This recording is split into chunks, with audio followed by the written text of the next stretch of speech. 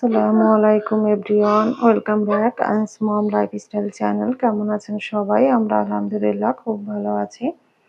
আমি এখানে রং চা বানিয়ে নিচ্ছি। আর এই যে এখানে ফ্রিজ থেকে সব সবজি এনে রেখেছি। চা নাস্তা খেয়ে আমি রান্না বান্না শুরু করব।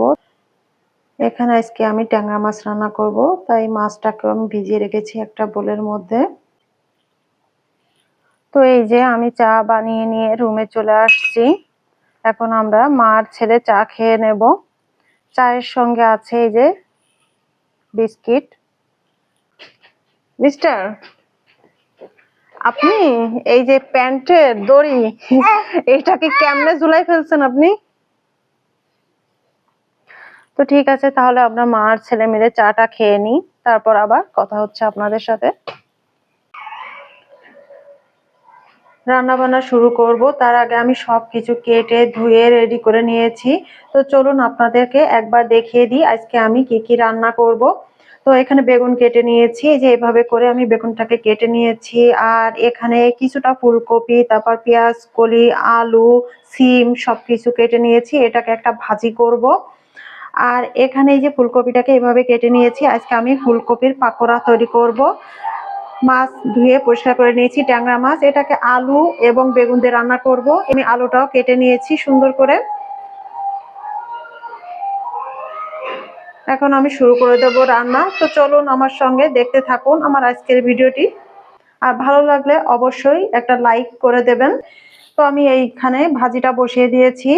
পরিমাণ মতো লবণ, হলুদ, কাঁচামরিচের ফালি দিয়ে এটাকে আগে আমি সিদ্ধ করে নেব। আমার একটা রান্নার কমন বিষয় দেখবেন যে আমি যে কোনো একটা ভাজি রাখি, তো আজকেও তার ব্যতিক্রম নয়, একটা ভাজি করে নিচ্ছি। তো আমার কড়াইয়ে তেলটা কিন্তু গরম হয়ে গেছে, তো আমি এখন মাছটা ভেজে নেব। আর আমার না এই ট্যাংরা মাছ, শিং মাছ ভাজতে খুব ভয় লাগে, কড়াইতে দিতে কেমন যেন একটা করে ওঠে তেলে। তারপরে কি করার, ভাজতে তো হবে, তা না হলে আপনাদের ভাইয়া তো আর খাবে না। তো বিসমিল্লাহ বলে দিয়ে দিই। বিসমিল্লাহ।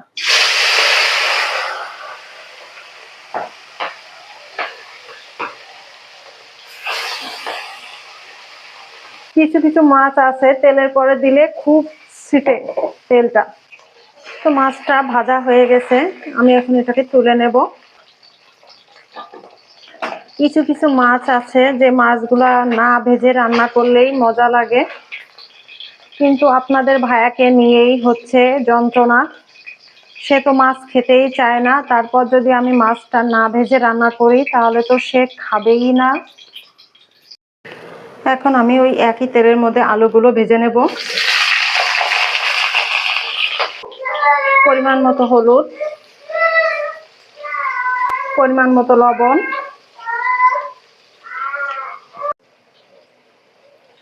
আলুটা ভেজে নেওয়া হয়ে গেছে, তো এই পর্যায়ে আমি কষিয়ে নেওয়ার জন্য পরিমাণ মতো পানি দিয়ে দেব। এখন আমি ঢেকে রাখবো। পানিতে যখন জাল উঠে যাবে তখন আমি বেগুনগুলো অ্যাড করে দেবো এর সঙ্গে। ঝোলে জাল উঠে গেছে, তো এই পর্যায়ে আমি এই যে কেটে রাখা, ধুয়ে রাখা বেগুনগুলো দিয়ে দিচ্ছি। সত্যি কথা বলতে আমার বিয়ের প্রথম প্রথম আমার রান্না বান্না করতে বেশ ভালোই লাগতো, কিন্তু এখন জানি দিন যাচ্ছে আর আমার রান্নার প্রতি আগ্রহ কমে যাচ্ছে। ঢেকে রাখবো কিছুক্ষণ। তো এদিকে বেগুন এবং আলুটা সিদ্ধ হতে হতে, মানে কষিয়ে নিতে নিতে আমি আরেকটি কাজ করে ফেলবো। বেসিনে কিছু থালা বাসন জমা হয়েছে, তো এগুলা ধুয়ে নিই দাঁড়িয়ে না থেকে, তাহলে কাজটা এগিয়ে যাবে।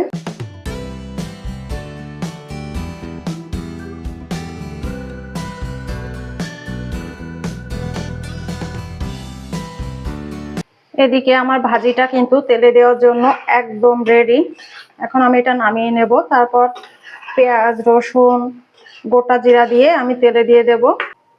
আরেকটি কড়াই বসিয়ে দিলাম। এখন আমি পেঁয়াজ রসুনগুলো দিয়ে দিচ্ছি। এখন আমি সেই ভাজা মশলাটা পেস্ট করে দিয়ে দিচ্ছি। 2 থেকে 3 মিনিট পরেই আমি নামিয়ে নেব।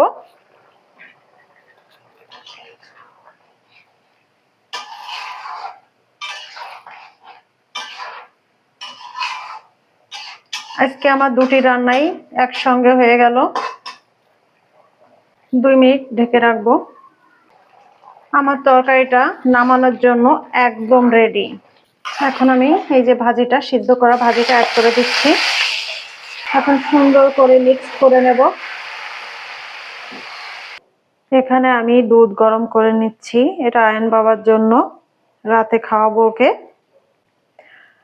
আর ওই যে তখন বললাম যে আমি ফুলকপির পাকোড়া তৈরি করব, তার জন্য এখানে আমি একটু ফুলকপিটাকে ভাপ দিয়ে নেব, মানে সিদ্ধ করে নেব। তো এখানে সামান্য হলুদ আর একটু লবণ দিয়ে আমি হচ্ছে এই ফুলকপিটাকে একটু সিদ্ধ করে নিচ্ছি। তারপর এই যে পানিটা, এই পানিটা আমি ফেলে দেব। আর এরপর কি করব সেটা তো শেয়ার করবই আপনাদের সঙ্গে। ফুলকপির পাকোড়া তৈরি করার জন্য এখানে আমি বেসনের একটা ব্যাটার তৈরি করে নেব। তার জন্য এখানে আমি পরিমাণ মতো বেসন নিয়ে নিয়েছি, আমার যেমন লাগবে তেমন। এখন আমি সামান্য হলুদ দিয়ে দিচ্ছি, স্বাদ অনুযায়ী লবণ দিয়ে দেব। ভাজা জিরা এটাকে টেলে আমি গুঁড়া করে নিয়েছি, সেটা দিয়ে দিচ্ছি 1 চামচ পরিমাণ, 1 চামচের থেকে একটু কম হতে পারে। সামান্য একটু এই যে গরম মশলা পাউডার দেব, সামান্য, বেশি না। আমি যেভাবে করি আমি সেটাই দেখাচ্ছি, আর আমার কাছে মনে হয় এভাবে ভালো লাগে। 1/2 চামচ পরিমাণ বেকিং পাউডার, 1 চিমটি পরিমাণ বেকিং সোডা। আসলে একটা রান্না কিন্তু বিভিন্ন রকম করে তৈরি করা যায়। তো আমি মাঝে মাঝে কি করি, এক এক সময় এক এক রকম করে রান্না ট্রাই করে দেখি যে কোনটা আসলে বেশি মজা লাগে। আমি মাঝে মাঝে বেগুনের ব্যাটার তৈরি করার সময় ওর ভিতরে কালো জিরা দিয়ে দিই। সবকিছু মিক্সড করে নিয়েছি, এখন পরিমাণ মতো পানি দিয়ে আমি সুন্দর একটি ব্যাটার তৈরি করে নেব। এই যে এখন আমি একটা ব্যাটার তৈরি করে নিয়েছি। চুলায় একটি কড়াই বসিয়ে দিয়েছি, তেলও গরম হয়ে গেছে। এখন আমি এক একটা করে ফুলকপির পাকোড়া ভেজে নেব।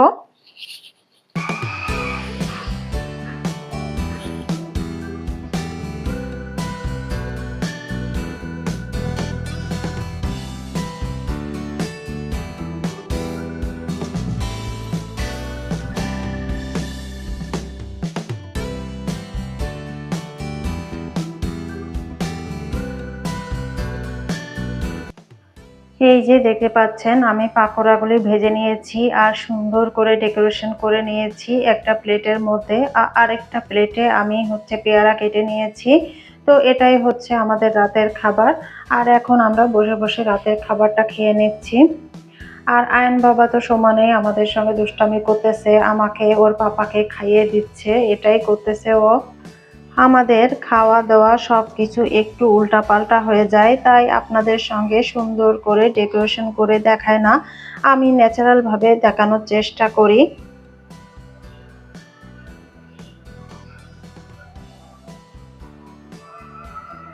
পাকোড়াগুলি কিন্তু খেতে অনেক মজা হয়েছিল, আর আয়ন বাবাও খেয়েছিল মাশাআল্লাহ।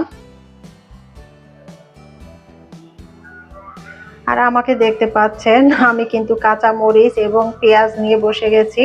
আয়নের পাপা এগুলা খায় না, কিন্তু আমার কাছে সিঙ্গারা, তারপর এই ধরনের ভাজাভুজির সঙ্গে না কাঁচা মরিচ, পেঁয়াজ এগুলা অনেক ভালো লাগে। আর আমার কাছে মনে হয় এগুলার সাথে ভালো যায়ও। তো আমি সেটা দিয়ে খাই। আর আয়নের পাপা হচ্ছে সস পছন্দ করে, সে সস দিয়ে খেয়ে নেয়। তো আজকে আমি সস আনিনি। ভিডিও শেষ পর্যায়ে এসে আমার আপু এবং ভাইয়াদের বলছি, ভিডিওটি যদি ভালো লাগে প্লিজ চ্যানেলটি সাবস্ক্রাইব করে আমার পাশে থাকবেন। আর ভালো না লাগলেও দেখতে থাকুন, হয়তোবা এক সময় আপনার ভালো লেগেও যেতে পারে। আর যেসব আপুরা ভিডিওতে লাইক না করে কমেন্ট করেন, প্লিজ আপনাদের বলছি একটা লাইক দিয়ে যাবেন, কারণ আপনার একটা লাইক আমাকে সামনে এগিয়ে যেতে অনেক বেশি সাহায্য করবে। তো ভিডিওটি এই পর্যন্ত, সবাই ভালো থাকবেন, আল্লাহ হাফেজ।